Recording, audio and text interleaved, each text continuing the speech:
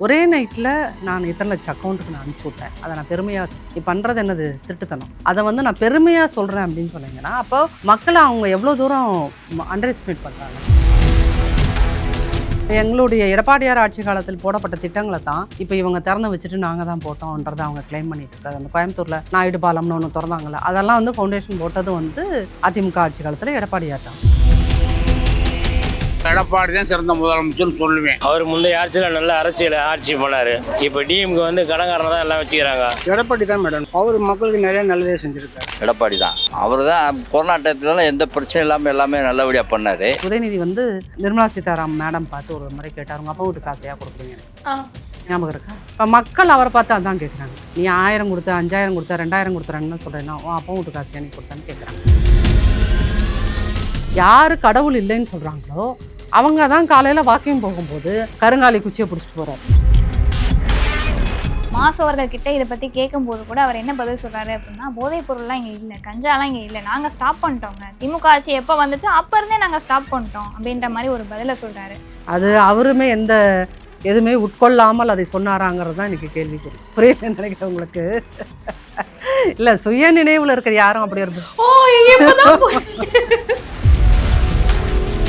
ஸ்டாலினோட, அதாவது இந்த ஆட்சி வேணுங்கிறதுக்கு நீங்கள் 1000 காரணத்தை உடன்பிறப்புகள் சொல்லலாம். வேணாங்கிறதுக்கு ஒரே ஒரு காரணம் தான். 13 வயசு பெண் குழந்தைகள்கிட்டையும் 12 வயசு ஸ்கூல் போகிற ஆம்பளை பசங்க கிட்டையும் இந்த அரசாங்கம் கஞ்சாவை கொண்டு போய் அவன் பைக்குள்ளே திணிச்சு விட்டுருக்கு. தப்பி தவறி திமுக ஆட்சிக்கு திரும்ப வந்துருச்சுன்னு வச்சுக்கோங்க, வராது, சத்தியமாக வராது. இன்கேஸ் வந்துருச்சுன்னா இது திராவிட மாடல் 2.0 கஞ்சா மாடல் அரசாங்கமாகத்தான் இருக்கும்.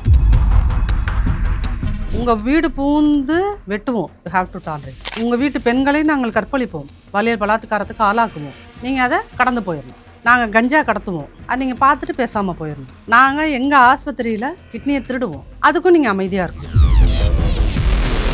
ஸ்டாலின் வேஸ்ட். தண்டை இனி வரக்கூடாதான், ஜென்மத்துக்கு வரக்கூடாது. எதுவுமே சரக்கு காலையிலேருந்தே விற்க ஆரம்பிக்கிறான் நிறைய இடத்துல சரக்கு. அதுக்கு எல்லாமே வந்து போலீஸோட உதவியோடு தான் நடக்குது. இப்போ வந்து 5 வருஷத்தில் வந்து ஒரு 5,25,000 கோடி வாங்கிட்டாரு. அதை வாங்கி அவர் என்ன பண்ணார் என்னன்னு தெரியல.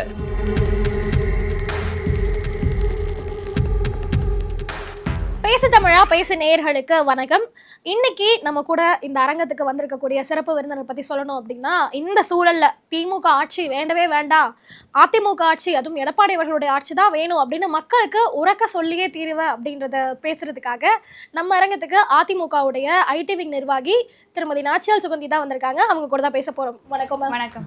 நான் கொடுத்த இன்ட்ரோலயே அதுக்கான கேள்வி இருக்குன்னு நினைக்கிறேன். இந்த சூழல்ல திமுக எத்தனையோ விஷயங்கள் பண்ணிட்டு மக்களுக்கு நல்லதை மட்டும் தான்டா பண்றேன் அப்படின்ற ஒரு விளம்பரத்தை மட்டுமே வெளிக்கொண்டு வராங்க. அப்படி இருக்கிற சூழல்ல அதிமுக எதுக்கு வேணும், எடப்பாடியார் எதுக்காக மக்களுடைய முதல்வராக வரணும்? இப்போ நீங்கள் பெண்கள் எல்லாரும் சேஃபாக இருக்கீங்களா அப்படிங்கிற ஒரு கேள்வியை நீங்களும் உங்கள் 3 பேத்துக்குள்ள ஒரு தடவை பேசிக்கோங்க. இந்த வீடியோவை பார்க்கின்ற பெண்களும் அந்த கேள்விகளை எழுப்பிக்கோங்க. உங்கள் வீட்டில் நீங்கள் வீட்டை விட்டு கிளம்புறீங்க, ஆஃபீஸ் வரீங்க, நைட்டு வீட்டுக்கு போகிறீங்க, ஸ்கூலுக்கு போகிறீங்க, ஈவினிங் வீட்டுக்கு போகிறீங்க, காலேஜ் போகிறீங்க, ஈவினிங் வீட்டுக்கு போகிறீங்க. அந்த நேரத்தில் உண்மையிலுமே உங்களை பெற்றவர்கள், உங்கள் அம்மா அப்பா, உடன் பிறந்தவர்கள், உங்கள் தம்பி அண்ணன், இந்த மாதிரி இருக்கவங்க, இல்லை மேரீடு அப்படின்னு சொன்னீங்கன்னா உங்கள் கணவர், மாமனார், மாமியார், இவங்க எல்லாருமே வீட்டை விட்டு போன என் பெண் குழந்தை ஈவினிங் சேஃபாக வந்துடும் அப்படின்னு கான்ஃபிடெண்ட்டாக இருக்கிறதுக்கான ஒரு சூழலை ஸ்டாலின் அவர்கள், முதல்வர் ஸ்டாலின் அவர்கள் உருவாக்கி தந்திருக்காரா அப்படிங்கிறது தான் இங்கே மிக முக்கியமான ஒரு கேள்வி. சட்டம் ஒழுங்கு வந்து எங்கே வந்து ஒழுங்காக இருக்கோ அங்கே எல்லா டெவலப்மெண்ட்டுமே ஆட்டோமேட்டிக்காக நடக்கும். அப்போ இந்த 5 வருஷத்தில் சட்டம் ஒழுங்கு உண்மையிலுமே இது DMK, AIADMK, Tamil Nadu government, central government இதெல்லாம் தூக்கி போட்டுட்டு உண்மையிலுமே இந்த 5 வருஷம் வந்து நம்ம எல்லாருமே பீஸ்ஃபுல்லாக இருந்திருக்கோமானும் ஒவ்வொரு செக்டார் மக்களுமே யோசித்தா ஏன் ஸ்டாலின் அவர்கள் வேண்டாம், ஏன் திமுக ஆட்சி வேண்டாம் அப்படிங்கிற ஒரு முடிவுக்கு வருவாங்க. நான் ஃபஸ்ட்டு சொன்ன இந்த ஃபஸ்ட்டு ப்ரையாரிட்டி விமன்ஸ் சேஃப்டி. இப்போ வந்து அம்மா ஆட்சியில் இருந்த வரைக்கும் இன்னுமே மக்கள் சொல்கின்ற ஒரு விஷயம் என்னென்னா, அந்த அம்மா மட்டும் இருந்திருந்தா, அது வந்து எல்லா தரப்பு மக்களுமே சொல்லுவாங்க. அதில் வந்து ஏழை, பணக்காரர், வசதி படைத்தவர், இருந்தவர், இல்லாதவர் அப்படிலாம் இல்லை. எல்லாரும் சொல்கிற ஒரே வார்த்தை, அந்த அம்மா மட்டும் இந்நேரம் இருந்திருக்கணும், அந்த அம்மா மட்டும் இன்னும் இருந்திருந்தா. ஸோ அதுதான் வந்து அதிமுகவை அம்மா கட்டி காப்பாற்றின அந்த 33 வருஷத்தோட பெரிய சக்ஸஸ். இப்போ அந்த பெரிய சக்ஸஸை வந்து தன்னோட 4.25 ஆண்டுகள்லையும் நிரூபித்தவர் இன்றைய பொதுச் செயலாளர் எடப்பாடியார் அவர்கள். அப்போது அதிமுக அரசாங்கம்னா ஃபஸ்ட்டு என்னன்னா விமனுக்கான சேஃப்டியை அது எப்பயுமே உறுதி பண்ணும். இதை வந்து சும்மா போகிற போக்கில் இதை அதிமுக அடித்து விடலை. அதிமுக தான் இந்திய அளவிலேயே முதல்ல பெண்களுக்கான காவல் நிலையம், பெண்களுக்கான தனி காவல் நிலையங்களை முதல்ல பெண் போலீஸ் தலைமைகளில் அது கொண்டு வருது. அப்போ இன்றைக்கி பார்த்தீங்கன்னா ஆல் விமன் போலீஸ் ஸ்டேஷன் அப்படிங்கிறது தமிழ்நாட்டில் எல்லா இடத்துலையும் இருக்குது. நீங்கள் அந்த பர்டிகுலர் நம்பருக்கு அவங்கள என்ன ஒரு ப்ராப்ளம்னாலும் அடித்தா உடனே அவங்க உங்களுக்கு எடுப்பாங்க. உங்களுக்கு ஒரு ப்ராப்ளம், அது டொமஸ்டிக் வயலன்ஸாக இருந்தாலும் சரி, உங்கள் பணிபுரியும் இடங்களில் வயலன்ஸாக இருந்தாலும் சரி, எளிதாக நம்ம போலீஸை அணுகலாம் அப்படிங்கிற ஒரு சேஃப்டியான மனநிலைமையை எல்லா பெண்களுக்குள்ளும் உருவாக்கியது அதிமுக. இன்றைக்கி அப்படியான ஒரு மனநிலைமையை இது உருவாக்கி இருக்கிறதா அதிமுக அரசாங்கம், குறிப்பாக ஐயா ஸ்டாலின் நிர்வகிக்கின்ற அந்த காவல்துறை. ஏன்னா காவல்துறையில் இருக்கின்ற பெண்களுக்கே இன்றைக்கி பாதுகாப்பு இல்லை. அங்கே இருக்கிற பெண்களை, காவல்துறையில் ஒரு திமுக கூட்டம் நடக்குது விருகம்பாக்கத்தில், கூட்டம் நடக்குது, அங்கே வராங்க ஒரு பாதுகாப்புக்காக, மற்றவங்களுக்கு பாதுகாப்புக்காக ஒரு போலீஸ் வருது, விமன் போலீஸ். அங்கே வந்த இடத்துல அந்த விமன் போலீஸ்க்கே பாதுகாப்பு இல்லை, சரிங்களா? அப்போ திமுக நிர்வாகிகள் அவங்கள வந்து மொலாஸ்ட் பண்ணுறாங்க. எப்படி?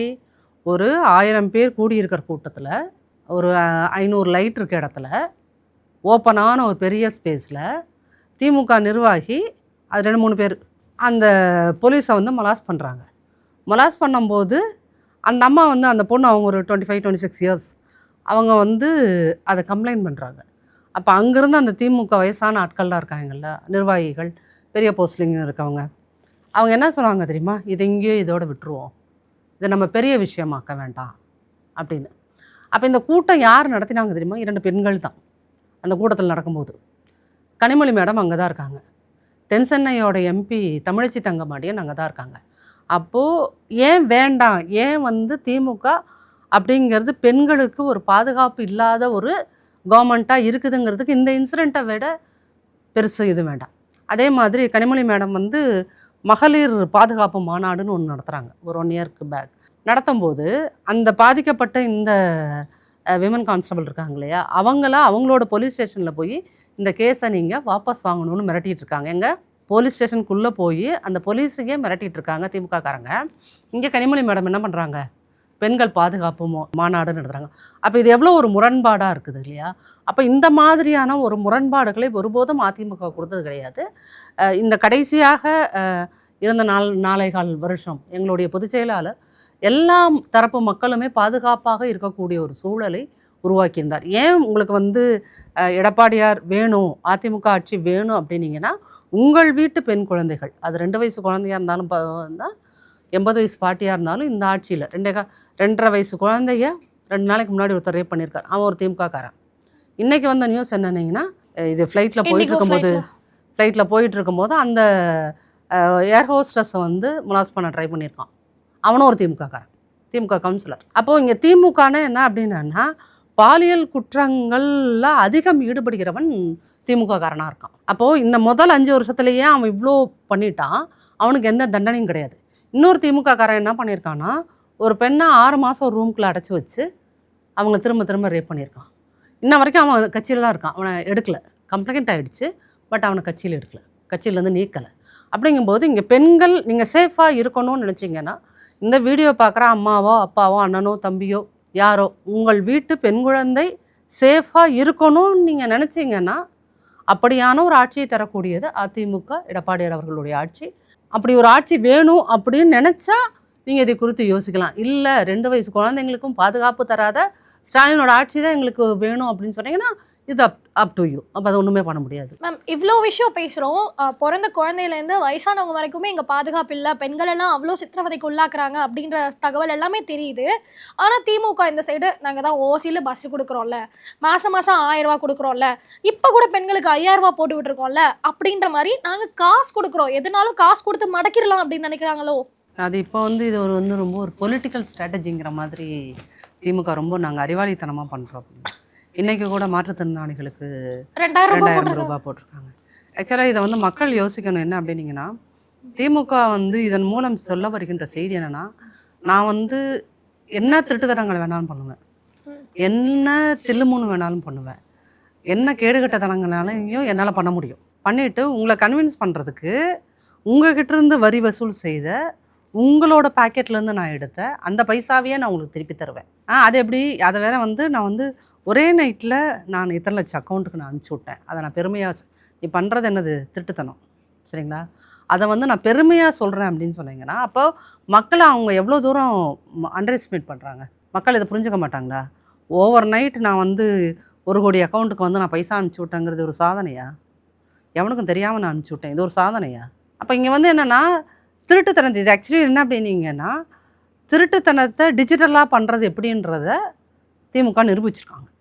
அதுதான் பேங்க்கு அக்கௌண்ட்டு ஒரு 1 கோடி அக்கௌண்ட்டை வந்து ஒரே நாளையில் எப்படி எல்லா சர்வரும் ஹேங் ஆகாமல், டெக்னிக்கலி ஸ்பீக்கிங் அது அப்படி தானே ஆமாம்மா. நீங்கள் அப்படி அனுப்புகிறீங்க. அப்படிங்கும்போது இதுலையே இவ்வளோ திட்டுத்தனம் பண்ணுற நீ இந்த 4.25 வருஷம் ஆட்சியில் என்னென்ன திட்டுத்தனம் பண்ணியிருப்பீங்க ஒவ்வொரு டிபார்ட்மெண்ட்லேயும் அப்படிங்கிறத மக்கள் தான் யோசிக்கணும். அதிமுக ஒருபோதும் எந்த ஒரு காலகட்டத்திலையும், நாங்களும் வந்து 54 லட்சம் லேப்டாப் வந்து ஸ்டூடெண்ட்ஸ் கொடுத்தாங்க அம்மா ஆட்சியில். எந்த இடத்துலையும் இதை என் அரசாங்கம் செய்ததுன்னு 54 லட்சம் லேப்டாப் கொடுத்த அம்மா அதை எந்த இடத்துலையுமே விளம்பரப்படுத்திக்கல, சரிங்களா? 7.5% உள்ளொதுக்கீடு கொடுத்தாரு எடப்பாடியார் அவர்கள் நீட்டில். எந்த இடத்துலையும் இன்ன வரைக்கும் நாங்கள் ஒரு நீட்டில் இந்த 7.5% யூஸ் பண்ணி இது வரைக்கும் 3600க்கும் மேற்பட்ட மாணவிகள் பயனடைஞ்சிருக்காங்க, மாணவிகள். அவங்கள நாங்கள் கூப்பிட்டு இன்றைக்கி நினச்சா அந்த 3600 பேர்த்தையும் நாங்கள் தேடி பிடிச்சி கூட்டிகிட்டு வந்து நாங்களும் ஒரு வெற்றி விழா நடத்துகிறோம். அதுக்கு ஒரு சினிமாக்காரங்க வந்து ஒரு 10 பேர்த்த கூட்டிகிட்டு வந்து அவங்க எல்லாத்துக்கும் ஒரு ஸ்கிரிப்ட் எழுதி கொடுத்து இந்த பிள்ளைகள் எல்லாத்துக்கும் கண்ணில் ஒரு கிளிசரின் தடவி விட்டு அழுமான்னு சொல்லி அளவு வச்சு நாங்களும் நாடகம் நடத்தணும்னா நடத்தலாம். ஆனால் திமுக மாதிரி அதிமுக ஒருபோதும் அம்மாதிரியான கேவலமான அப்ரோச்சை பண்ணினதே கிடையாது. நாங்கள் பெண்களுக்கு 1000 ரூபாய் கொடுத்துட்றோம்.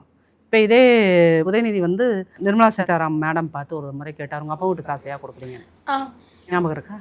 இப்போ மக்கள் அவரை பார்த்து அதான் கேட்குறாங்க. நீ 1000 கொடுத்த, 5000 கொடுத்த, 2000 கொடுத்துறேன்னு சொல்கிறேன், உன் அப்பா வீட்டு காசையாக நீ கொடுத்தான்னு கேட்குறாங்க. அப்போது இது என்னன்னா மக்கள் தெளிவாக இருக்காங்க. நீ வந்து நீங்கள் வச்சுருக்க ட்ரஸ்ட்டில் இருந்தோ, கருணாநிதி ட்ரஸ்ட்டு இல்லை முரசொலி ட்ரஸ்ட்டுன்னு ஏதோ ட்ரஸ்ட்லேருந்து நீங்கள் உங்கள் சொந்த காசை எனக்கு கொடுக்கல. நான் வந்து 10 ரூபா பிஸ்கட் வாங்குறதுனால அதுக்கு நான் 10 பைசா வரி கட்டியிருந்தேன்னா அந்த காசுலேருந்து தான் நீ எனக்கு கொடுக்குற. அதில் வில்லேஜ்லேருந்து பேசுகிற ஒரு அம்மா வந்து சொன்னாங்க, நம்ம நினைக்கிறோம் என்னென்னா வில்லேஜில் இருக்க பெண்களுக்கு வந்து பொருளாதாரம் பற்றிய பெரிய நாலேஜ் இருக்காது அப்படின்னு நம்ம நினைக்கிறோம்.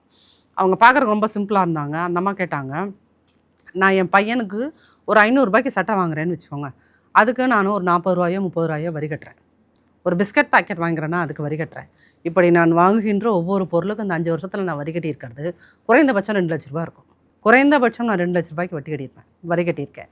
நீ எனக்கு கொடுத்தது 5000, கொடுத்தது 5000, மீதி காசு எப்போ கொடுப்பேன்? ரொம்ப லாஜிக்கலான கொஸ்டின் தானே. அப்போ இந்த மாதிரி யோசிக்கின்ற மக்கள் பெருக்கிட்டாங்க. இந்த அவேர்னஸை கொடுத்ததே திமுக தான்.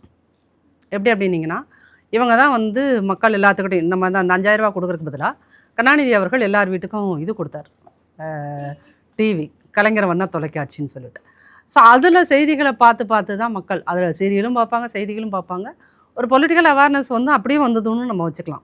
அப்போ நீங்கள் அந்த மாதிரி விஷயத்தை செஞ்சுட்டு நீங்கள் இந்த மாதிரி என்ன பண்ணுறீங்க? இப்போது 5000 ரூபா கொடுத்தாலும் சரி, நீ 2000 ரூபா கொடுத்தாலும் சரி, எலெக்ஷனுக்கு முதல் நாள் வந்து நீ 50,000 ஒவ்வொரு அக்கௌண்ட்டில் போட்டாலும் சரி, மக்கள் உங்களுக்கு ஓட்டு போட மாட்டாங்க. ஏன்னா மக்கள்கிட்ட வந்து மக்கள் ஓட்டு போட்டாக மாட்டாங்கன்றதை விட திமுககாரர்களே ஓட்டு போட மாட்டாங்க இந்த முறை திமுகவுக்கு. ஏன் அப்படின்னீங்கன்னா, நீங்கள் அதிமுகலேருந்து வருகின்ற எல்லாத்துக்கும் கூப்பிட்டு சீட்டு கொடுத்துட்டே இருப்பீங்க. நான் இதுக்கு உனக்கு ஓட்டு போடணும், அந்த கேள்வி உங்களுக்கு வரும் இல்லையா? வாஸ்தவமான கேள்வி. நீ அதிமுகவில் யார் வீணாக போனவங்க யார் இருந்தாலும் கூப்பிட்டு வச்சுக்கிறேன், எங்கேருந்து வந்தாலும் கூப்பிட்டு வச்சுக்கிறேன். அப்படிங்கும்போது உனக்கு நான் எதுக்கு ஓட்டு போடணும் அப்படிங்கிற ஒரு கேள்வி வருது இல்லையா?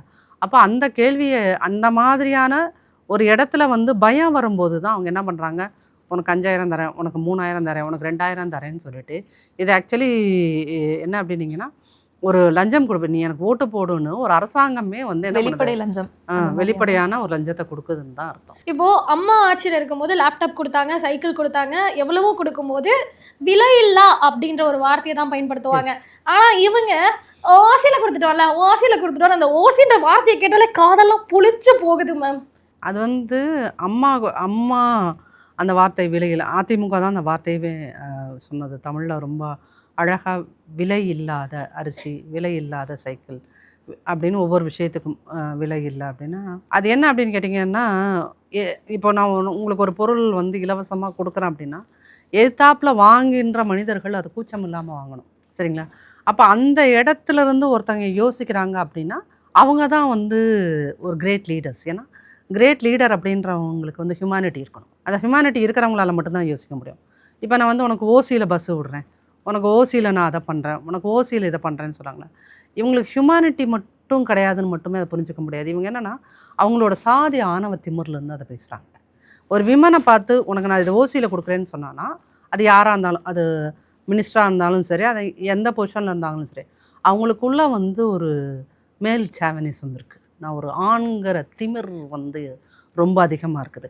அது அந்த குரூப் எல்லாமே பேசின பேச்சை கேட்டிங்கன்னா, ஒருத்தர் வந்து உனக்கு 1000 ரூபாய், உங்கள் அம்மாவுக்கு 1000 ரூபாய், நீ ரீசார்ஜ் பண்ணிக்கோ, நீ எப்போ வேணாலும் ஃபோனில் பேசுன்னு. அது வந்து துரைமுருகன் பேசினது. அவங்க பையன் வந்து நாங்கள் கொடுத்த 1000 ரூபாயில் நீங்கள் பவுடர் போட்டு வந்துட்டிங்களான்னு அவர் ஒரு கேள்வி. இவர் உங்களுக்கு பொன்முடி வந்து உனக்கு ஓசியில் நாங்கள் பஸ் கொடுத்துருக்கோம் தானே அப்படின்னு பேசுவாங்க. அப்போ இது எல்லாமே எங்கேருந்து அப்படின்னா அவங்களோட ஒரு சாதி ஆணவத்திலிருந்து வருகின்ற ஒரு திமிர். அதன் மூலமாக அப்படி பேசுகிறாங்க. 2வது நான் ஒரு ஆண் அப்படிங்கிற ஒரு திமிர் இருக்குது. 3வது வந்து நான் திமுககாரன்னா இப்படி தான் இன்டீசெண்டாக பேசுவேன், நீ அதை பேர் பண்ணிக்கணும், அதுதான் உன் வேலை அப்படிங்கிற ஒரு திமிர்லேருந்து தான் அது பேசுகிறாங்க. ஸோ அதுதான் அதுலேருந்து நம்ம புரிஞ்சுக்க வேண்டிய ஒரு விஷயம். மேம் இப்போது இவ்வளவு விஷயங்கள் கொடுக்குறாங்க, இந்த காசு கொடுக்குறாங்க, இதெல்லாம் வந்து மக்களை கவர் பண்ணுறதுக்கு அப்படின்னு நினச்சாலுமே இன்னொரு பக்கம் வந்து எடப்பாடியார் ஆட்சி காலத்தில் இந்த ஒரு திட்டம் கொடுத்தாருப்பா, அதை வந்து இன்னும் நாங்கள் பெஸ்ட்டாக செயல்படுத்திட்டோம் அப்படின்னு மக்கள்கிட்ட சொல்லி ஓட்டு கேட்கறதுக்கு லிட்ரலி திமுக கிட்ட ஒன்றுமே கிடையாது. இதையெல்லாம் மறைக்கிறதுக்காக தான் இந்த மாதிரியான வேலைகள்லாம் பண்ணுறாங்களே. ஏன்னா எடப்பாடியார் வந்து பேசும்போதே நான் இந்த விஷயம் பண்ணியிருக்கேன், மக்களுக்கு இன்னும் நிறைய விஷயங்கள் பண்ணுவேன், குறிப்பாக ஒவ்வொரு ஊருக்கு போகும்போது அங்கே என்னென்ன பிரச்சனை இருக்குன்றதெல்லாம் பேசுகிறத பார்க்க முடியுது. பட் ஒரு மேடையிலையுமே திமுக என்ன பேசுகிறாங்க அப்படின்னா, உங்களுக்கு நான் இதை பண்ணுறேன் அப்படின்னு தான் சொல்கிறாங்களே தவிர, அதிமுக காலத்தில் ஒன்று கொண்டு வந்தாங்கல்ல, அதை நாங்கள் உங்களுக்கு சிறப்பாக கொடுத்தோம்லன்னு சொல்கிறதுக்கு அங்கே திமுக ஆட்சியில் எதுவுமே இல்லைன்னு நினைக்கிறீங்களா? இல்லை, அந்த 5 வருஷத்தில் ரொம்ப வேலிடான ஒரு கொஸ்டின். இந்த 5 வருஷத்தில் வந்து திமுக செய்த விஷயங்கள்லாம் 5 விஷயத்தை தான் அவங்க திருப்பி ரிப்பீட் பண்ணுறாங்க. என்னென்னா, ஒன்று வந்து இலவச பேருந்து, இன்னொன்று மகளிருக்கு 1000 ரூபாய், ஸ்டூடெண்ட்ஸ்க்கு ஒரு 1000 ரூபாய், அப்புறம் பசங்களுக்கு ஒரு 1000 ரூபாய் கொடுத்தது, குழந்தைகளுக்கு காலையில் உணவு போட்டது. இந்த 5 ஸ்கீம் தான், 5 திட்டங்கள் தான் அவங்க செஞ்சதுலேயே பெருசாக பேசிக்கிறாங்க. இந்த மாதிரி இந்த 5 திட்டத்தை தவிர்த்து அவங்கள்ட்ட சொல்கிறதுக்கு எதுவுமே இல்லைங்கிறதுனால தான் அவங்க மேடைக்கு மேடை அதிமுகவை பற்றி அவதூறுகளையே பேசிகிட்டு இருக்காங்க. உங்களுக்கு ஆக்சுவலி வந்து இவங்க ஒரு 5 வருஷத்தில் ஒரு 50 சாலிடான திட்டங்கள் செஞ்சுருந்தாங்கன்னு வச்சுக்கோங்க, அதை அவங்க நல்லா பேசலாம் இல்லையா? அப்போ சொல்கிறதுக்கு ஒரு திட்டம் இல்லைன்னா, இப்போ ஒரு நேரட்டிவ் செட் பண்ணியிருக்காங்க, தமிழ்நாடு வெர்சஸ் டெல்லி நடக்க போகிறது சட்டமன்ற தேர்தல் இல்லையா? அப்போ சட்டமன்ற தேர்தலில் திமுகவா அதிமுகவான்னு அதுதான் நீ கேட்க வேண்டிய கேள்வி. நாங்கள் இந்த திட்டங்கள்லாம் இந்த 5 வருஷம் செஞ்சோம், இதெல்லாம் பண்ணியிருக்கோம், அந்த மாதிரி அதிமுக பண்ணலை, நீ அப்படி கூட இது பண்ணலாம். ஆனால் நீங்கள் அப்படி எதுவும் நீங்கள் பண்ணலை, அதை அப்படி எதுவும் கிளைம் பண்ண முடியாதுங்கிற இடத்துல தான் என்ன பண்ணுறீங்க, டெல்லி வெர்சஸ் தமிழ்நாடுன்றீங்க.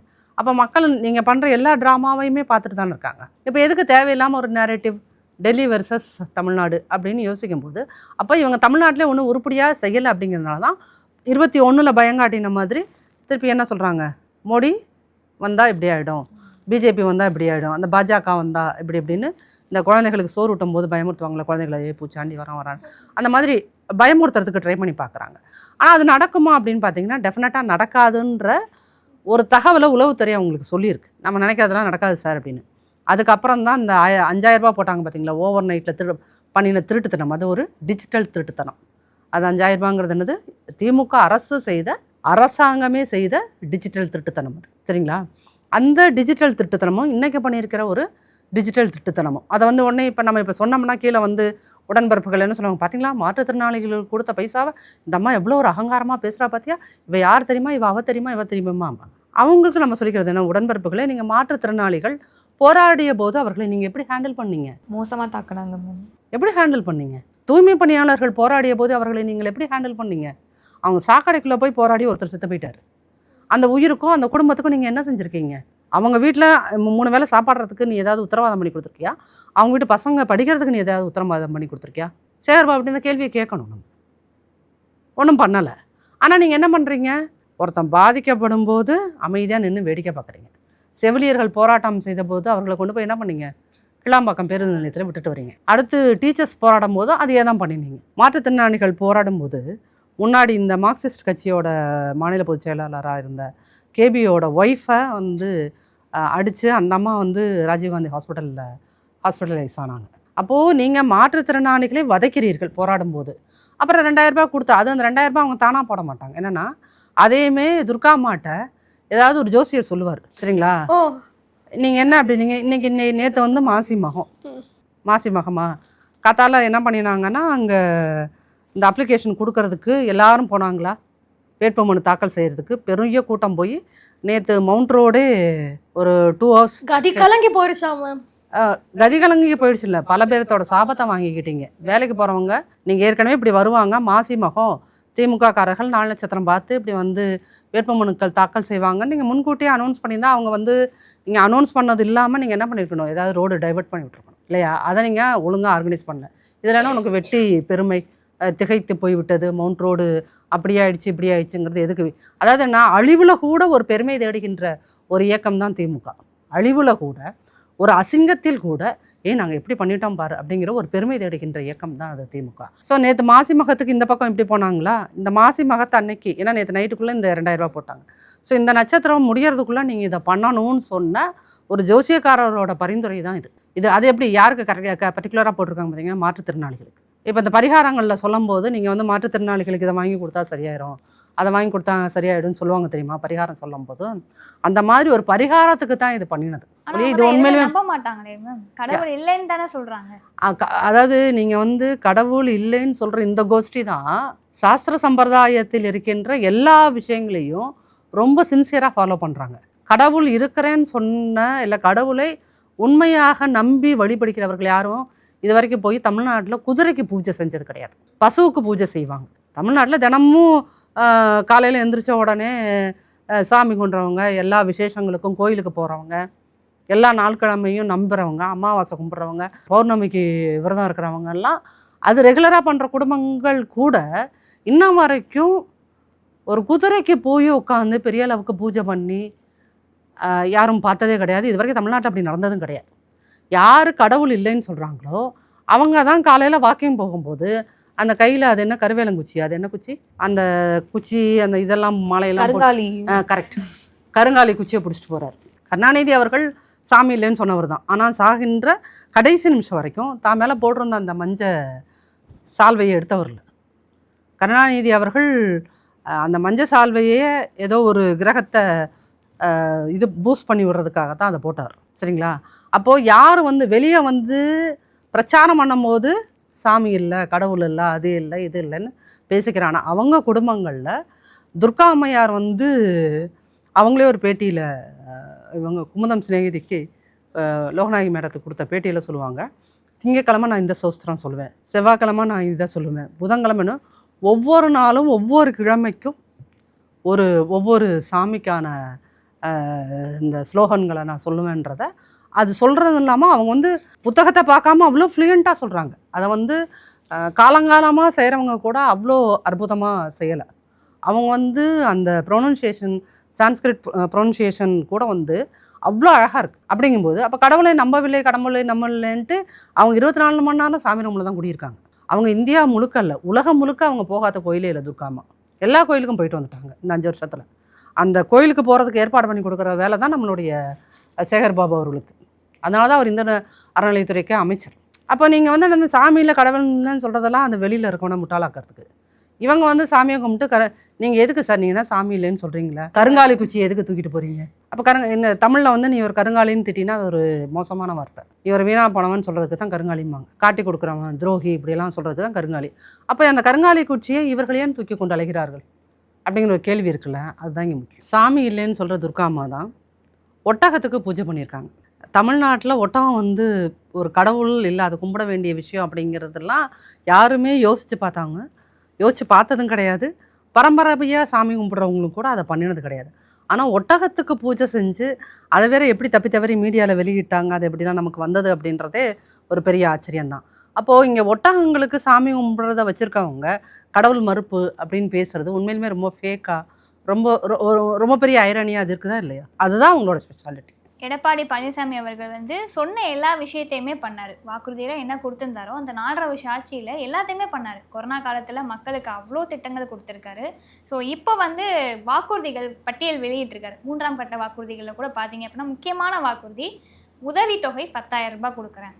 அனைத்து குடும்ப அட்டைதாரர்களுக்கும் அப்படின்ற மாதிரி ஒன்று சொல்லியிருக்காரு. ஸோ இதை கேட்கும்போது திமுகவில் இருக்கக்கூடிய நிர்வாகிகளும் சரி எல்லாருமே என்ன சொல்கிறாங்க அப்படின்னா, எப்படி கொடுக்க முடியும், தமிழ்நாடு ஏற்கனவே 10 லட்சம் கோடி கடனில் இருக்குது, நீங்கள் என்ன இஷ்டத்துக்கு ஏதாவது சொல்லிட்டு போகிறீங்க அப்படின்ற மாதிரி கேளிக்கையாக பேசுகிறத நம்மளால் பார்க்க முடியுது. ஆனால் எடப்பாடி பழனிசாமி அவர்கள் சொன்னார் அப்படின்னா செய்வார் அப்படின்றது எல்லாருக்குமே தெரியும். மக்கள் இப்போ தெளிவாக இருக்காங்க. இப்போ இந்த வாக்குறுதிகள் கொடுத்தது மூலமாக நாங்கள் சொல்கிறத நீங்கள் காப்பி பண்ணி சொல்கிறீங்க, நாங்கள் தான் ஆல்ரெடி வந்து லிஸ்ட்டு கொடுத்துருக்கோம்ல, 1000 ரூபான்னு சொன்னால் நீங்கள் 2000 ரூபான்னு சொல்கிறீங்க, 1500 சொன்னால் நீங்கள் 3000 சொல்கிறீங்க, உதவித்தொகை நாங்கள் கொடுக்குறோம்னா நீங்கள் 10,000 ரூபான்றீங்க, அப்படியே காப்பி பண்ணி போடுறீங்க. அப்போ எங்களை பார்த்து நீங்கள் காப்பி அடிக்கிறீங்க அப்படின்ற மாதிரி எல்லாத்தையுமே மாற்றி விட்டுட்டு இருக்காங்க. எடப்பாடியார் அவர் ஆட்சி செஞ்சபோது கடைசி 2 வருடங்கள் கொரோனா உலகம் முழுக்கவே அப்போ ஸ்தம்பித்து போயிருந்துச்சுன்னு சொல்லுவாங்கள்ல, அப்படியே அது பாஸ் பண்ணி விட்ட மாதிரி இருந்த காலகட்டம் அது. அப்போ தமிழ்நாட்டுக்குன்னு இல்லை, யாருக்குமே வந்து பெரிய அளவுக்கு வருமானம் கிடையாது. நீங்கள் டேக்ஸில் இருந்தோ இல்லை ரெவன்யூ சைடோ இருந்தோ உங்களுக்கு பெரிய வருமானம் இல்லாத டைம். அந்த டைமில் அந்த கொரோனா காலகட்டத்தில் ஒவ்வொரு ரேஷன் அட்டைக்கும் 2500 காசு கொடுத்தாரு. சரிங்களா? அப்போ இவங்கெல்லாம் உட்காந்துட்டு அதை நீங்கள் 5000 உயர்த்தி தர வேண்டும் அப்படின்னு திமுக பேசிச்சு. அப்போ 5000 ஏன் உயர்த்தி தரணும்னு பேசுகிறாங்க அப்படின்னா, நீங்கள் வந்து அப்படி உங்களால் கொடுக்க முடியாது, அதுக்காக நாங்கள் பண்ணுறோம் அப்படிங்கிற மாதிரியான ஒரு இது இருந்தது. இப்போ இந்த திமுக என்ன சொல்லணும் அப்படின்னு பார்த்தீங்கன்னா, டபுள் டிஜிட்டில் எங்கள் டெவலப்மெண்ட் இருக்குன்னு. உண்மையிலுமே டபுள் டிஜிட்டில் அந்த டெவலப்மெண்ட் இருக்குதா அப்படிங்கிறது, நீங்கள் உண்மையிலுமே வந்து எக்கனாமிக்ஸில் வந்து ஒரு பெரிய ஜீனியஸ் யாராவது இருந்து கூட்டிகிட்டு வந்து நீங்கள் கேட்டிங்கன்னா டெஃபினட்டாக அது கிடையாதும்பாங்க. அது ஒரு டேட்டா மேஜிக், அவ்வளோதான். சரிங்களா? ஸ்டாலின் அரசாங்கம் மட்டும் 5.25 லட்சம் கோடி கடன் வாங்கியிருக்கு. ஒரு பக்கம் 5.25 லட்சம் கோடி கடன், இன்னொரு அதாவது எவ்ரி இயர் வந்து 1 லட்சம் கோடி கடன் வாங்கியிருக்காங்க. இந்த பக்கம் ஸ்டாலின் அரசாங்கம் கரண்ட்டு பில் ஏற்றினதில், விலைவாசிகள் எல்லாத்தையும் ஏற்றினதில், சொத்து வரி ஏற்றினதில், குடிநீர் வரி ஏற்றினதில், குப்பைக்கு கூட வரி போட்ட அரசாங்கம் இது. சரிங்களா? அப்படி எல்லாத்துக்கும் வரி போட்டதில் உங்களுக்கு இந்த அரசாங்கத்தோட இன்கம், இயர் இன்கம் அப்படின்னு பார்த்தீங்கன்னா 2.5 லட்சம் கோடி. ஒரு வருஷத்துக்கு இந்த பக்கம் 2.5 லட்சம் கோடி உங்களோட இன்கம் ஏறி இருக்குது. இந்த பக்கம் நீங்கள் கடன் எவ்வளோ வாங்கியிருக்கீங்க? 1 லட்சம் கோடி. அப்போ கிட்டத்தட்ட ஒரு 3.5 லட்சம் கோடி, 3.25 லட்சத்துலேருந்து 3.5 லட்சம் கோடி நீங்கள் வாங்கி என்ன பெருசாக டெவலப்மெண்ட் ஸ்கீம்ஸ் நீங்கள் கொடுத்துருக்கீங்க? இந்த 1000 ரூபாய் கொடுக்குறதெல்லாம் இருக்குல்ல, இது வந்து வெல்ஃபேர் ஸ்கீம்ஸ். டெவலப்மெண்ட்டுக்கு நீங்கள் என்ன ஸ்கீம்ஸ் கொடுத்துருக்கீங்க? இந்த ஸ்கீம்னால் நீங்கள் வந்து இங்கே வந்து ஒரு பெரிய அளவுக்கு டெவலப்மெண்ட் இருக்குது. அது சோசியலாவோ, பொலிட்டிக்கலாவோ, எக்கனாமிக்கலாவோ ஒரு பெரிய டெவலப்மெண்ட் இருக்குது அப்படின்னு பார்த்தீங்கன்னா, இப்போ வந்து அதிமுக அது குறிப்பாக எடப்பாடியார் அவர்களுடைய ஆட்சி காலத்தில் 11 மெடிக்கல் காலேஜஸ் கொண்டு வந்தோம். 11 மெடிக்கல் காலேஜஸ் இன்ன வரைக்கும் அந்த ரெக்கார்டை யாருமே பிரேக் பண்ணல, யாருமே பண்ண முடியாது இனிமேலும். சரிங்களா? அப்போ வந்து இதுதான் அவரோட எனது ஒரு highest level of thinking. Infrastructures ma'am, பாலங்கள் எவ்வளோ கட்டினாங்க எடப்பாடி அவர்களுடைய ஆட்சி காலத்தில்? ஆமாம், எங்களுடைய எடப்பாடியார் ஆட்சி காலத்தில் போடப்பட்ட திட்டங்களை தான் இப்போ இவங்க திறந்து வச்சுட்டு நாங்கள் தான் போட்டோன்றதை அவங்க கிளைம் பண்ணிகிட்டு இருக்காது. அந்த கோயம்புத்தூரில் நாயுடு பாலம்னு ஒன்று திறந்தாங்கல்ல, அதெல்லாம் வந்து ஃபவுண்டேஷன் போட்டது வந்து அதிமுக ஆட்சி காலத்தில் எடப்பாடியார் தான். அங்கே வந்து கோயம்புத்தூர் எஸ்பி வேலுமணி சார் பண்ணின ப்ராஜெக்ட் அது. அப்போ இது எல்லாமே வந்து என்னென்னா, வருமானம் 2 வருஷம் எங்களுக்கு இல்லை. அதிமுக அரசாங்கத்துக்கு வருமானம் கடைசி 2 வருஷம் இல்லை. நாங்கள் எதையுமே 10 வருஷம் ஆட்சி செய்தோம், விலைவாசி எதுக்குமே ஏற்றலை, சொத்து வரி ஏற்றலை, மின்சார கட்டணம் ஏற்றலை, எதுக்குமே ஏற்றலை. சரிங்களா? அப்போ வருமானம் அப்படியே தான் உங்களுக்கு இருக்குது, அந்த கிராஃபே இப்படி ஏறவே இல்லை. ஆனால் 11 மெடிக்கல் காலேஜ், 5 சட்ட கல்லூரிகள், 64 ஆர்ட்ஸ் அண்ட் சயின்ஸ் காலேஜஸ். இந்த ரெக்கார்டை இனிமேல் யாருமே அவராலேயே திருப்பி இதை பீட் பண்ண முடியாது. வருமானம் இல்லாத ஒரு மாநிலத்தில் இவ்வளோ விஷயங்களை செஞ்சுருக்கோம். அது இல்லாமல் மெட்ரோ ரயில் ப்ராஜெக்ட்ஸ் இருக்கு இல்லையா, அதுக்கு 60,000 கோடி ஸ்பெண்ட் பண்ணியிருக்கோம். அப்போது நீங்கள் இப்போ அந்த மெட்ரோ ரயில் அப்படின்றது தான், நீங்கள் இங்கேருந்து வீட்டுக்கு உங்களுக்கு இந்த இந்த நீங்கள் போட்டிருக்க இந்த ட்ரெஸ் எல்லாம் அப்படியே கலையாமல் அழகாக போயிட்டு அழகாக வரணும், வச்சுருக்க போட்டு கூட கலையாமல் போயிட்டு வரணும் அப்படின்னா மெட்ரோ உங்களுக்கு எவ்வளோ ஹெல்ப்ஃபுல்லாக இருக்குது இல்லையா? அப்போது இவ்வளோ பெரிய ப்ராஜெக்ட்ஸை பண்ணிவிட்டு எங்கேயாவது எடப்பாடியார் அவர்கள் உடனே 4 ஸ்டேஜை போட்டு இந்த நல்ல சென்டிமெண்டலாக டைலாக் பேசுகிற இந்த பக்கம் கமலஹாசன், அந்த பக்கம் பொய்யா விடுற ரஜினிகாந்த், அப்புறம் இன்னும் ஒரு 4 சினிமா டைரக்டர்ஸு, இவங்க எல்லாத்தையும் கூட்டிகிட்டு வந்து இப்படி அப்படி எங்கள் தலைவர் அப்படின்லாம் எங்கேயாவது பேச வச்சுருக்கோமா? வந்தோம், மக்களுக்கு சேவை பண்ணுறதுக்கும் ஒரு ஆட்சியை செய்வதற்குமாகத்தான் நாங்கள் இருந்தோம், எங்கள் வேலைகளை செய்தோம்னு சொல்லிட்டு போயிட்டோம். சரிங்களா? இவங்க ஒன்றுமே செய்யலை மேம். அதான் மதுரை அண்ட் கோயம்புத்தூரில் மெட்ரோ நாங்கள் கொண்டு வரோம்னு சொன்னோம், ஆனால் மத்திய அரசு தான் ஒத்துக்க மாட்டேங்குது, நாங்கள் கொட்டேஷன்லாம் கூட கொடுத்தோம் அப்படின்ற மாதிரிலாம் சொன்னாங்களே மேம். இல்லை, அதுக்கு தான் வந்து உங்களுக்கு உடனே மத்திய அரசில் வந்து பதில் சொன்னாங்க. ஒரு ப்ராஜெக்டை வந்து எப்படி நடத்த முடியும், நடத்தணும் அப்படிங்கிறதுக்கு அந்த ப்ராஜெக்ட் ரிப்போர்ட்டும் அதற்கான திட்டங்களும் நாங்கள் கேட்டோம். இன்ன வரைக்கும் அது ப்ராப்பராக இவங்க கொடுக்கல எங்களுக்கு, இன்ன வரைக்கும் அதுக்கு கொடுக்கல அப்படின்னு. இன்னொரு பெரிய விஷயம் என்ன அப்படின்னு பார்த்தீங்கன்னா, பள்ளிக்கல்வித்துறையில் வந்து அந்த ஸ்ரீ திட்டம் இருக்கு இல்லையா, ஸ்ரீ ஸ்கூல்ஸ் திட்டத்துக்கு நாங்கள் வந்து பெர்மிஷனே எங்களுக்கு வந்து நிதியே கொடுக்கலன்னா இவங்க இது பண்ணிகிட்டு இருக்காங்க. அப்போ அதே தர்மேந்திர பிரதான் மத்திய கல்வித்துறை அமைச்சர் அவர் ஒரு லெட்டர் கொடுத்தார். ஏன்னா வந்து இந்த ஸ்ரீ திட்டத்துக்கு நாங்கள் விரைவில் அமல்படுத்த போகிறோம் அப்படின்னு சொல்லி கனிமொழி மேடமும் அன்பில் மகேஷும் என்னை நேரில் வந்து பார்த்து ஒரு லெட்டர் கொடுத்தாங்கன்னு சொல்லி அவரோட பேஜில் போட்டு விட்டார். அதுக்கப்புறம் வாய மூடினாங்க. அப்போ இவங்க சொல்கிறது எல்லாமே வந்து என்னென்னா உண்மைக்கு முரணான தகவல்கள். இப்போ அந்த வகையில் தான் பார்த்தீங்கன்னா, இந்த பக்கம் இன்கம் ஒரு பக்கம் இன்க்ரீஸ் ஆகிருக்கு, இந்த பக்கம் கடன் ஒரு பக்கம் இன்க்ரீஸ் ஆகிருக்கு. இந்திய அளவில் அதிக அளவில் கடன் வாங்கி வச்சது முதன் மாநிலம் அப்படின்னீங்கன்னா ஐயா ஸ்டாலின் அவர்களுடைய அரசாங்கம் தான். அப்போது இவ்வளோ கடன் வாங்கியிருந்தீங்கன்னா 2 வருஷம் இன்கம் இல்லாத அதிமுக அரசாங்கம், எடப்பாடியாருடைய அரசாங்கம் உங்களுக்கு 11 மெடிக்கல் காலேஜஸ் கொண்டு வருது, கல்வியில் இவ்வளோ பெரிய புரட்சியை செய்கின்றது. அதுக்கு முன்னாடி அம்மாவோட ஆட்சி காலத்தையும் அது அம்மா ஆட்சி காலத்தில் பண்ண ரெக்கார்டு அப்படியே சஸ்டெயின் ஆகுது. என்ன அப்படின்னீங்கன்னா, தேசிய கல்வி சராசரியை விட நேஷ்னல் ஆவரேஜை விட தமிழ்நாட்டில் வந்து ஹையர் எஜுகேஷன் போகிறாங்கல்ல, அது நேஷ்னல் ஆவரேஜை விட தமிழ்நாட்டு ஆவரேஜ் வந்து அதிகம் 50%. National average I think 47 something. அப்போது இவ்வளோ தூரம் இன்க்ரீஸ் பண்ணி விட்டுட்டு நாங்கள் அது ஒரு நாளும் அது எங்களோட சாதனை சார், நாங்கள் பாருங்களேன் நேஷ்னல் ஆவரேஜை விட நாங்கள் உயர்கல்வியில் இவ்வளோ சாதித்து விட்டோம், எங்கேயும் நாங்கள் ட்ராமா போட்டது கிடையாது. இப்போ ப்ராப்ளமே என்னென்னா, அதிமுகவில் ட்ராமா போட தெரியல எங்களுக்கு, அதுதான் ப்ராப்ளம். நாங்கள் இதை பண்ணிட்டோம் பாரு, அதை பண்ணிட்டோம் பாருன்னு எங்களுக்குன்னு சொல்லிட்டு ஒரு பெண் நிறுவனம் மாதிரி, இது மை நிறுவனம், அந்த நிறுவனம், எந்த நிறுவனம், எதையாவது ஒரு நிறுவனத்தை வச்சு எதையாவது இந்த மாதிரி கப்ஸா விடுறதுக்கு நாங்கள் பண்ணலை. நாங்கள் பண்ணின விஷயங்களே சொல்லலை. அதுதான் இன்றைக்கி எங்களுக்கு மிகப்பெரிய சிக்கல் உண்மையிலுமே.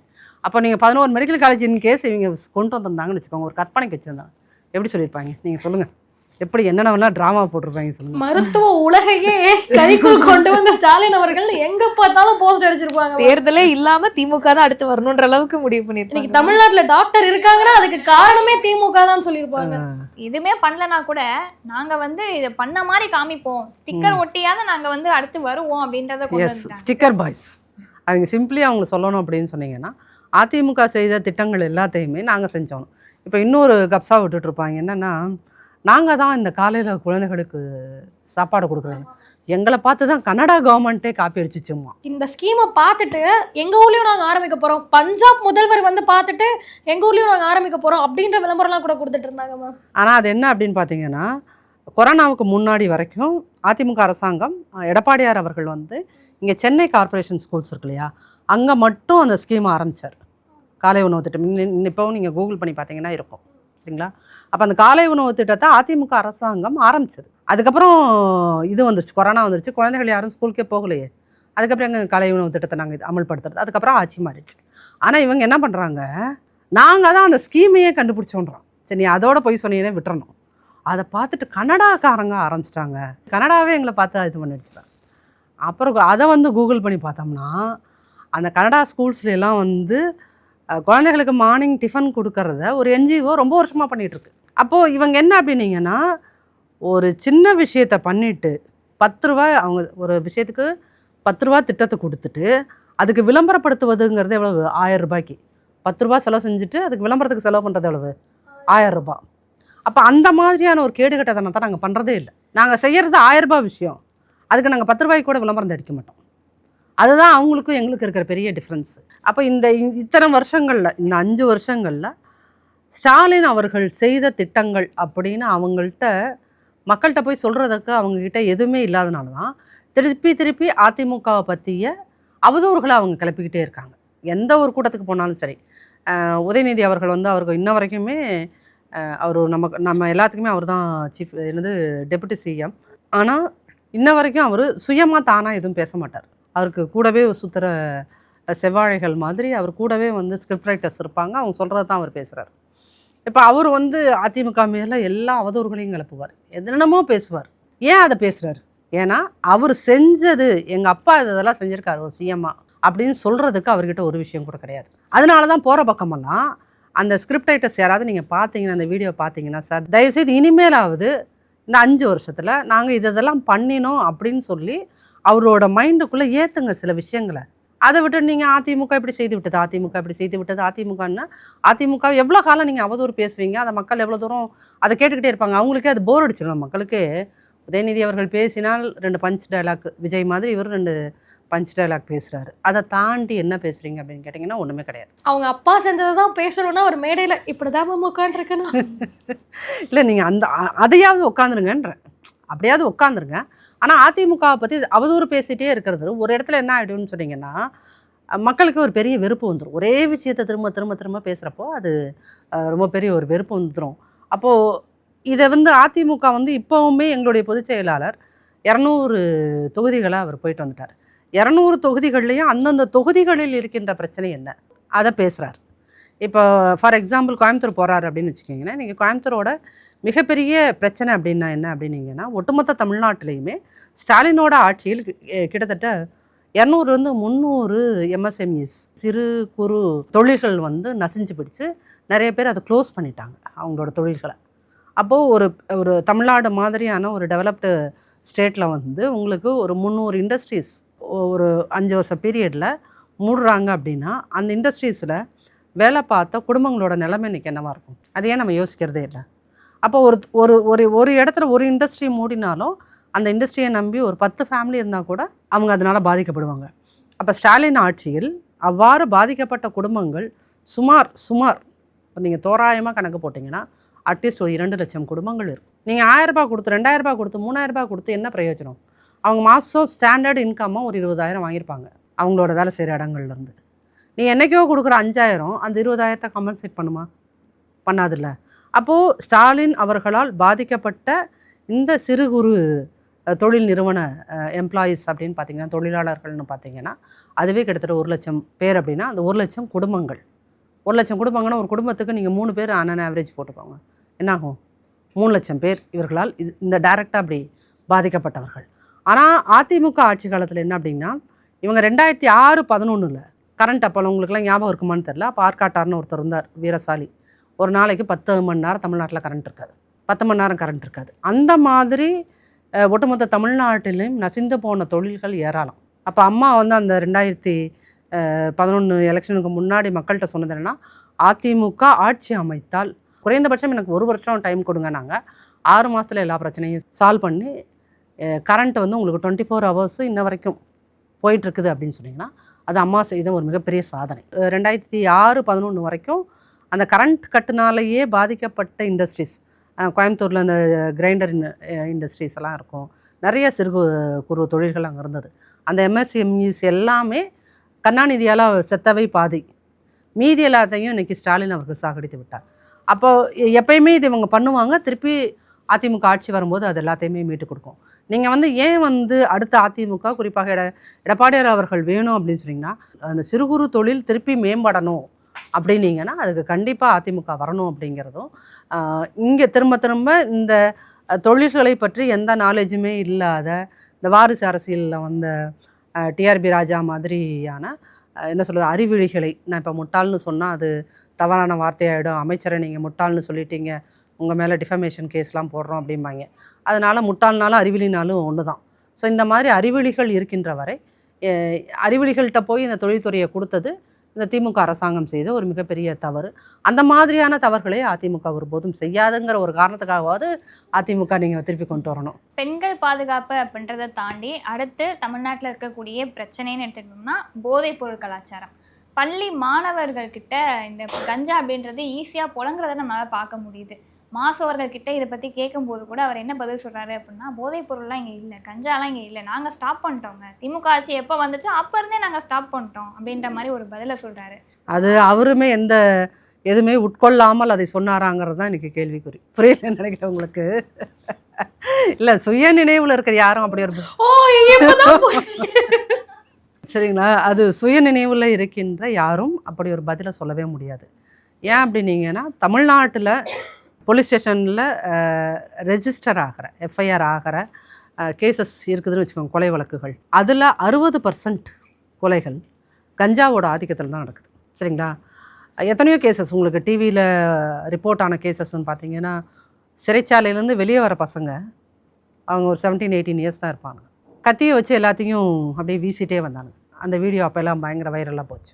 அடுத்து ட்ரெயின்குள்ளே பசங்களை போட்டு ஒரு வட மாநிலத்து ஆளை கொன்னே போட்டாங்க. அது என்ன ஆனார்னே தெரியல. அவர் உடனே அனுப்பிச்சி விட்டாங்க அவங்க ஊருக்கு. இப்போ நாங்குநேரியில் இன்னைக்கு நேற்று நடந்த ஒரு சம்பவம். கஞ்சா போட்ட ஒரு குரூப் வந்து உள்ளே போய் ஊருக்குள்ளே எல்லாத்தையுமே வெட்ட ஆரம்பிச்சிருக்குது.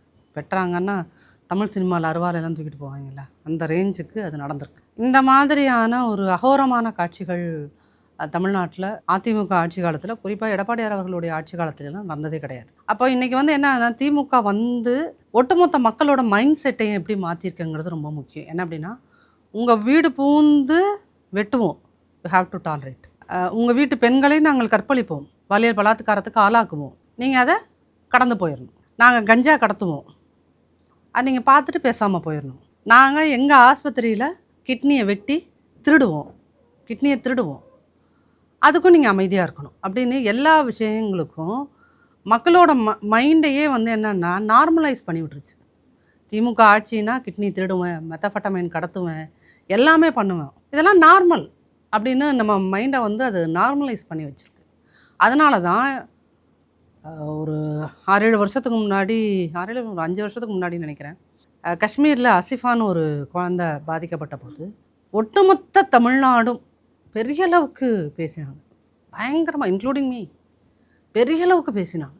இன்றைக்கி இதே அந்த அசிஃபாவை விட சின்ன குழந்தை, 2.5 வயசு குழந்தை, அது ஒரு திமுககாரன், அது எப்படி வாயால் சொல்கிறது கூட வருத்தமாக இருக்குது, கஷ்டமாக இருக்குது. அப்போ அந்த இன்சிடெண்ட்டுக்கு ஒரு திமுகவில் ஒரு பெண் கூட அதை பற்றி பேசவே இல்லை.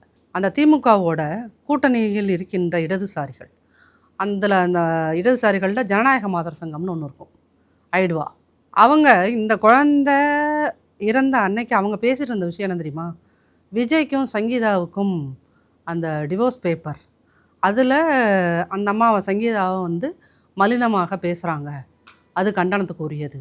இந்த ஐடுவா ஜனநாயக மாதர் சங்கத்துக்கு பெரிய பிரச்சனை இது, விஜயோட மனைவி பாதிக்கப்பட்டுறக்கூடாது, யாரோ ஒரு ஏழை வீட்டு குழந்தைய திமுககாரன் ரேப் பண்ணால் அதை கண்டுக்காமல் போகணும். அப்போ நம்மளோட சிந்தனை போக்கையே திமுக தான் மாற்றுதுன்னா திமுக கூட இருக்கவங்களும் எப்படி மாற்றி விடுறாங்க. ஏன் கம்யூனிசம் வந்து தமிழ்நாட்டில் அழியுது அப்படின்னா, விஜய் மனைவிக்காக குரல் கொடுப்பீர்கள். இங்கே தமிழ்நாட்டில் போக்சோ வழக்குகள் ஸ்டாலின் ஆட்சியில் அதிகரித்து விட்டது. பட்டியலின பெண்கள் மீதான பாலியல் வன்முறைங்கிறது அதிகமாக இருக்குது. அதை பற்றி யாருமே பேச மாட்டாங்க, அதை பற்றி கம்யூனிஸ்டுகள் பேச மாட்டாங்க. ஆனால் ஒரு உச்சபட்ச நடிகரோட மனைவிக்கு பிரச்சனைனா பேசுவோம். அப்போது இவங்க நான் பணக்கார பெண்களுக்காக பேசுகிறதுக்கு தான் ஐடுவா இருக்கா அப்படிங்கிற ஒரு விஷயம். ரெண்டாவது, இதில் ரொம்ப முக்கியமாக நீங்கள் கேட்ட அந்த கஞ்சா போதைப் பொருட்கள் இருக்குல்ல, இந்த கஞ்சா போதைப் பொருட்கள் அப்படிங்கிறது வந்து 13 வயசு குழந்தைகிட்ட இன்றைக்கி போய் அது சேர்ந்துருக்கு. இந்த கஞ்சாங்கிறது ஒரு பெரிய பாதிப்பை தமிழ்நாட்டில் ஏற்படுத்தியிருக்குன்றத இவர்கள் ஆட்சி அமைத்த 6வது மாதங்கள்னு கூட இல்லை, ஒரு 4 மாதத்துலேருந்து நான் தொடர்ந்து எல்லா மீடியாலையும் இதே உங்கள் பேசு தமிழா பேசலையும் நான் பலமுறை அதை பேசியிருக்கேன். கஞ்சாங்கிறது இன்றைக்கி பெரிய ஒரு தமிழ்நாட்டோட ஒரு சோசியல் இஷ்யூவாக அது மாறிட்டு இருக்குது அப்படின்றது. ஆனால் அது எல்லாத்துக்குமே சைலண்ட்டாகவே இருந்தாங்க. இன்றைக்கி என்ன பார்த்தீங்க அப்படின்னீங்கன்னா, ஸ்டாலினோட, அதாவது இந்த ஆட்சி வேணுங்கிறதுக்கு நீங்கள் 1000 காரணத்தை உடன்பிறப்புகள் சொல்லலாம், வேணாங்கிறதுக்கு ஒரே ஒரு காரணம் தான், 13 வயசு பெண் குழந்தைகள்கிட்டையும் 12 வயசு ஸ்கூல் போகிற ஆம்பளை பசங்கக்கிட்டையும் இந்த அரசாங்கம் கஞ்சாவை கொண்டு போய் அவன் பைக்குள்ளே திணிச்சு விட்ருக்கு. அவன் பைக்குள்ளே ஈஸியாக கிடைக்கிற ஒரு விஷயமா கொடுத்து விட்ருக்கு. நீங்கள் இந்த 12 வயசில் 13 வயசில் ஒரு பொண்ணு கஞ்சா சாப்பிட ஆரம்பித்தா என்னங்க தெரியுமா, இன்னும் ஒரு 10 வருஷம் கழிச்சு அவன் ஒரு 25 வயசு பையனாக மாறும்போது, 25 வயசு பொண்ணாக மாறும்போது தே வில் பிகம் இம்பார்ட்டண்ட். கஞ்சா கடத்துறவன், அதை விற்கிறவன், விற்பனை செய்கிறவன், அது ஒரு பெரிய மாஃபியா. அந்த மாரி பெரிய மாஃபியாவோட சின்ன நெட்வொர்க்லேயும் திமுககாரன் இருக்கான், பெரிய நெட்வொர்க்லேயும் திமுககாரன் இருக்கான். நான் சொல்கிறது அபாண்டம் இல்லை. நீங்கள் இது வரைக்கும் இந்த கண்டுபிடிச்ச கேசஸ்லாம் இருக்கு இல்லையா, ஃபைலான கேசஸ், அதில் எவன் வந்திருக்கான் அப்படின்னு பார்த்தீங்கன்னா, அதில் மோர் தென் 70% பீப்புள் இன்வால்வ்ட் ஆர் டிஎம்கே. அதுதான் அங்கே ரொம்ப நம்ம கவனிக்க வேண்டிய ஒரு விஷயம். அப்போ இவங்க என்ன பண்ணுறாங்கன்னா, அதிகாரத்தை எதுக்கு வச்சுருக்கான், கஞ்சா கடத்துறதுக்கு வச்சுருக்கான். மெத்தஃபெட்டமைன் கடத்தினவன் யார், சர்வதேச அளவில் தமிழ்நாட்டு பேரை தலைகுனியை விட்டவன் யார், ஒரு டிஎம்கேக்காரன் இல்லையா. அப்போது மெத்தஃபெட்டைன் கடத்துறதுக்கு, கஞ்சா கடத்துறதுக்கு, இன்னும் பேர் ஊர் தெரியாத போதைப் பொருட்களை கடத்துறதுக்கு தான் இவங்க ஆட்சியில் இருக்கணும்னு நினைக்கிறாங்க. ஏன் ஸ்டாலின் ஆட்சி வீட்டுக்கு போகணும், இவன் சரியாக ஆட்சியை நடத்தலை சார், இந்த திட்டங்களை கொடுக்கல, அந்த செயல்களை செய்யலை, மாற்றுத்திறனாளிகளை வதைத்தான், இதையெல்லாம் தாண்டி வீட்டுக்கு வீடு இன்னைக்கு இந்த அரசாங்கம் அடுத்த முறை அமைந்தால் என்ன ஆகும்? ரேஷன் கடையில் உனக்கு என்னது மந்த்லி இவ்வளோ கோட்டா, உனக்கு இத்தனை கிராம் உனக்கு ரேஷன் கடையிலே கொடுப்போம் போ, அந்த ரேஞ்சுக்கு இவங்க கொண்டு வந்துருவாங்க. அப்போ இது என்னென்னா ஒரு போதை மாநிலமாக தமிழ் திராவிட மாடல் 2.0 2.0ன்னு சொல்லி இது ஒரு ஸ்டாலின் வந்து போதை மாடல் 2.0வை தமிழ்நாட்டை ஆக்கி வச்சிருக்காரு. ஒரு காலகட்டத்தில் கிழக்காசியா நாடுகளில் பல இடங்களில் பிலிப்பைன்ஸ் மாதிரியான நிறைய ஊர்களில் வந்து இந்த போதைங்கிறது அந்த நாட்டோட மிகப்பெரிய பிரச்சனையாக மாறுச்சு. இன்றைக்கி அது அப்படி தான் மாறிட்டுருக்கு. எங்கே திரும்பினாலும் ஒவ்வொரு கிராமத்தில், இது சிட்டிலேயோ டவுன்லேயோ மட்டும் கிடையாது, ஒரு எங்கேயோ ஒரு குக்கிராமம் உங்களுக்கு டவர் கூட கிடைக்காது, டெலிஃபோன் டவர் கூட உங்களுக்கு கிடைக்காது, மொபைல் டவர் கூட கிடைக்காது, ஆனால் அங்கே கஞ்சா போயிருக்கு. அப்போ இந்த கஞ்சாங்கிற ஒரு பொருள் வந்து எவ்வளோ மைனூட்டாக எவ்வளோ டீப்பாக அது பெனிட்ரேட் ஆகிட்டு போகுதுன்றத எல்லாத்துக்கும் தெரியும். தெரிஞ்சு சைலண்ட்டாக இருக்காங்க. அந்த கஞ்சாவுக்கு முன்னாடி ஒரு ஸ்டேஜ் என்ன அப்படின்னு பார்த்தீங்கன்னா அந்த கள்ளச்சாராயத்தில் வந்து ஃபஸ்ட்டு செங்கல்பட்டில் இறந்து போகிறாங்கன்னு நினைக்கிறேன் ஹாஸ்பிட்டலில். அதுக்கப்புறம் தான் கள்ளக்குறிச்சியில் பெரிய அளவுக்கு சாராங்க. அதில் கனிமொழி மேடம் வந்து சொல்லுவாங்க, அதிமுக ஆட்சி காலத்தில் இளம் விதவைகள் அதிகமாகிட்டாங்க, எல்லா டாஸ்மாக் ஆளாகிட்டாங்க. அதிமுக ஆட்சி காலில் டாஸ்மாக் இயங்குச்சா? ஆமாம் இயங்குச்சு. அம்மா ஆட்சியில் இருக்கின்ற காலத்தில் 1362 கடைகள், எத்தனை கடைகள்? 1362 கடைகளை மூடியிருக்காங்க. ரெக்கார்டை பார்க்க சொல்லுங்கள். 500 கடைகளை ஒரே வாரத்தில் க்ளோஸ் பண்ணதுக்கான டேட்டா இருக்குது, செக் பண்ணிக்கோங்க. அப்போ 1362 கடைகளை அதிமுக அரசாங்கம் மூடுவதற்கு வில்லிங்னஸ் இருந்துச்சு. இவங்க என்ன பண்ணியிருக்காங்கன்னா 6000 கடைகள் இன்றைக்கி அஃபிஷியலாக நடக்குது. கிட்டத்தட்ட 12,000க்கும் மேற்பட்ட கடைகள் அன்அஃபிஷியலாக நடக்குது. அந்த கடைகள் உங்களுக்கு வந்து 24 ஹவர்ஸும் கிடைக்கும்.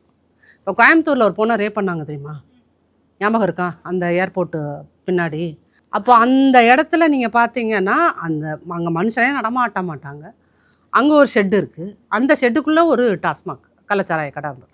அப்போது இது காடு மலை மேடு எங்கேயும் இல்லாத அளவுக்கு செந்தில் பாலாஜி அவர்களோட ஆசீர்வாதத்தால் என்டையர் தமிழ்நாட்டிலையும் உங்களுக்கு அன்அஃபிஷியலாக இயங்குகின்ற டாஸ்மாக்ஸ் இருக்குது.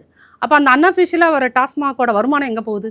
இதைத்தான் பிடிஆர் ஃபஸ்ட்டு தன்னோட இதுலேயே சொன்னார். என்னென்னா டாஸ்மாகோட வருமானம் அரசு கஜானாவுக்கு வர்றதில்லை. அது எது? இந்த 6000 அஃபிஷியல் கடைகள். அப்போ அன்அஃபிஷியலாக இயங்குற அந்த 12,000 கடைகளோட இது அந்த வருமானம் எங்கே போகுது அப்படிங்கிறது தான் அங்கே முக்கியம். அப்போ இங்கே என்னென்னா இவங்க வருமானத்துக்காக யாரை வேணாலும் சாகடிக்க தயாராக இருக்காங்க. வருமானத்துக்காக தன்னுடைய சொந்த கட்சிக்காரனையே கொலை செய்யக்கூடியது தான் திமுக. உங்களுக்கெல்லாம் தா கிருஷ்ணன் தெரியுமான்னு தெரியல. இப்போ சும்மா நெட்டில் போய் செக் பண்ணி பாருங்கள், தா கிருஷ்ணன் கொலை வழக்குன்னு. திமுககாரங்க தான் அவர் கொண்டது. அப்போ தான் சொந்த கட்சிக்காரனையே தன்னுடைய சொந்த லாப நஷ்டங்களுக்காக கொல்வதற்கு திமுக ஒருபோதும் பயப்படாது. அப்படிங்கிற போது இந்த கஞ்சாவால் எனக்கு பல கோடி ரூபாய் வருமானம் வரும், இந்த மெத்தஃபெட்டமைனால் எனக்கு பல லட்சம் கோடி வருமானம் கிடைக்கும் அப்படின்னா அதை வந்து எந்த சமரசங்களும் இல்லாமல் அதை கடத்துறதுக்கு இதாகுது. இப்போ அந்த மெத்தஃபெட்டமைன் கேஸில் அவங்க கட்சி திமுக கட்சிக்காரன் கடத்தினா இங்கே கோடம்பாக்கத்தை சேர்ந்த சிட்ரஸோட பேர் அந்த லிஸ்ட்டில் இருந்தது கேஸ் ஆரம்பிக்கும் போது. இன்றைக்கி அந்த பேரை காணோம். அப்போ இங்கே இதுலேருந்து என்ன தெரியுது அப்படின்னீங்கன்னா திமுக இந்த கஞ்சா கடத்துறதோ கஞ்சா சார்ந்த கொலைகளோ அதுக்கு தெரியாமல் இல்லை, தெரிஞ்சு தான் அது எல்லாத்தையுமே பண்ணுது. அப்போ இந்த அரசாங்கம் நம்ம வீட்டு குழந்தைங்க கையில் ஸ்டாலின் அரசாங்கம் கஞ்சாவை கொண்டு வந்து அவங்களுடைய வருமானத்துக்காக திணிக்குது அப்படின்னா இப்படி கஞ்சாவை இவ்வளோ தூரம் திணிக்கின்ற இந்த ஸ்டாலின் அரசாங்கம் வேணுமான்றதை மக்கள் யோசிக்கணும். குறிப்பாக பிள்ளைகளை பெற்ற அம்மாவும் அப்பாவும் யோசிக்கணும். உங்கள் வீட்டில் ஒரு 13 வயசு பையனோ 14 வயசு பையனோ பொண்ணோ இருக்குது, டீனேஜர்ஸ்லேயோ ப்ரீ டீனேஜர்ஸ்லேயோ பசங்க இருக்காங்கன்னா நீங்கள் அது குறித்து யோசிக்கணும். தப்பி தவறி திமுக ஆட்சிக்கு திரும்ப வந்துருச்சுன்னு வச்சுக்கோங்க, வராது, சத்தியமாக வராது. இன்கேஸ் வந்துருச்சுன்னா இது திராவிட மாடல் 2.0 அது இருக்காது, கஞ்சா மாடல் அரசாங்கமாகத்தான் இருக்கும். ஒட்டுமொத்த இந்தியாவுக்கும் கஞ்சா சப்ளை பண்ணுற ஆட்களாக யாராக உருவாயிருப்பான்? திமுககாரன் தான் உருவாயிருப்பான். அப்போ இந்த அரசாங்கம் இப்படி கஞ்சாவை ஒரு எப்படி சொல்கிறது அஃபிஷியல் தொழில் மாதிரி மாற்றிட்டானுங்க. சார் கஞ்சா கடத்துறது ஒன்றும் பெரிய தப்பு இல்லை சார், கிட்னி கடத்துறது ஒன்றும் தப்பு இல்லை சார், பெண்களை ரேப் பண்ணுறது ஒன்றும் தப்பு இல்லை சார் அப்படின்னு எல்லாத்தையுமே அஃபிஷியலாக பண்ண ஆரம்பிச்சிட்டான். 2006-11 இவங்க ஆட்சியில் இருக்கும்போது அடுத்தவங்க வீட்டு நிலத்தை ஆட்டையை போடுறத அஃபிஷியல் ஆக்கினாங்க. அடுத்தவங்க வீட்டு நிலத்தை நீங்கள் வந்து எப்படி வேணாலும் அவனை அடித்தோ வெட்டியோ குத்தியோ அவன் நிலத்தை உன் பேரில் எழுதிக்கலாம், அவன் வீட்டை உன் பேரில் எழுதிக்கலாம். அது அஃபிஷியலாக அதெல்லாம் நார்மலாங்க. திமுக காரன் வந்தால் ரவுடித்தனம் பண்ண தான் சார் செய்வான், திமுக காரன் வந்தால் திருட்டுத்தனம் பண்ண தான் செய்வான், திமுக காரன் வந்தால் நம்மளை வெட்ட தான் சார் செய்வான் அப்படின்னு அந்த 2006-11 அதை அஃபிஷியல் ஆக்குனாங்க. இப்போ என்னன்னா நிலத்தை திருடுறதை வித்துட்டானுங்க. நம்ம வீட்டில் இருக்கிற ஒவ்வொரு குழந்தையோடையும் அந்த குழந்தைகளோட ஒரிஜினல் குணத்தோட அவங்களோட ஆயுளோட இது பண்ணுறாங்க. நீங்கள் இப்படியே யோசித்து பாருங்கள். இப்படியே ஒரு 5 வருஷம் ஒரு குழந்தை கஞ்சா சாப்பிடுதுன்னா 10 வருஷம் கழிச்சு என்ன ஆகும், 20 வருஷம் கழிச்சு என்ன ஆகும்? அப்போ ஒட்டுமொத்த தமிழ்நாட்டோட மேன் பவர் இருக்கு இல்லையா, அந்த மேன் பவர் இல்லாமல் போகும். அவன் ஒரு கம்பெனியில் போய் வேலை பார்க்குறதுக்கான எபிலிட்டி அவனுக்கு இருக்காது, உடல் தகுதி இருக்காது, மனத்தகுதி. he won't be physically and mentally healthy. அப்படிங்கும்போது என்ன ஆகும்? அப்போ வெளிமாநிலத்திலேருந்து இருக்கவங்க தான் இங்கே வந்து வேலை பார்ப்பாங்க. அப்போது நீங்கள் ஸ்டாலின் அரசாங்கம் வெறுமன எனக்கு இந்த திட்டங்கள் செய்யலை அதனால இவன் எனக்கு வேணாம் இவங்க வேணாம் அப்படின்னு பொதுமக்கள் யோசிக்கிறதுக்கு முன்னாடி இன்னும் 10 வருஷம் ஸ்டாலின் கவர்மெண்ட் ஏதோ ஒரு வகையில் அடுத்த 5 வருஷம், ஏற்கனவே 5 வருஷம் இருந்துட்டாங்க, அடுத்து ஒரு 5 வருஷம் இருந்தால் தமிழ்நாட்டோட ஒட்டுமொத்த மனித வளமும் ஹியூமன் ரிசோர்ஸ் வேஸ்ட்டாக போயிடும், வீணாக போயிடும். அந்த வீணாக போகிறது அப்படின்னு என்னன்னா 130 பேர் 40 பேர்த்துக்கு குழந்தை பெற்றுக்கொள்ளும் இயல்பே இல்லாமல் போயிடும். அப்போ இங்கே மனித வளம் அப்படிங்கிறது தான் இந்தியாவோட உலக நாடுகளில் இன்றைக்கி இந்தியாவோட மிகப்பெரிய ஸ்ட்ரென்த் அப்படிங்கிறது இந்த ஹியூமன் ரிசோர்ஸ். இந்த ஹியூமன் ரிசோர்ஸை இல்லாமல் ஆக்கிறது தான் இவங்களோட வேலை திட்டமா அப்படிங்கிற ஒரு கேள்வி வருதில்ல.